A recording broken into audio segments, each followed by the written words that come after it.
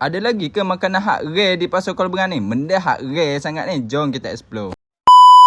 Kalau saya nak tahu, Pasar Rabu Sabtu di Kuala Berang ni adalah salah satu pasar yang lama dah ada, yang lama dah wujud zaman aku kecil-kecil ke. Saya mau komen start daripada zaman bila-bila. Jadi masih wujud lagi makanan hak rare dekat Pasar Kuala Berang ni kalau saya nak tahu. Toh kita jumpa dah makanan ya. Antaranya pen padi saya mau. Pen padi ni biasanya pada musim orang buat nombok padi, musim ketar padi, kenatan dia panggil. Ada musim-musim dia lah pen padi ni. Tapi susah dah nak jumpa lah ni. Toh saya mau next ya ada jering kemar. Saya mau jering kemar ni susah nak buat saya sebab ia banyak petua, kena rebus cukup masa lah, kena pakai jering tuai lah, adalah jenis-jenis dia banyak jugalah petua-petua dia sekmo. Jadi jering kemar ni rare sekmo, susah nak jumpa, rasa dia macam ubi je lah sekmo. Kali kuih hak aku sokmo kena lebong di mak aku kabar sekarang aku mangat percaya sekmo kuih benda orang panggil hak ada nisan kemde putih atas koko coklat bawah tu kabar sekarang sebab dia betok kong macam skret tajang sekmo. Jadi kuih benda hak rare lagi ada di Kuala Berang ni, cuba sekmo komen kau nak terang beres tak beres tu sekmo.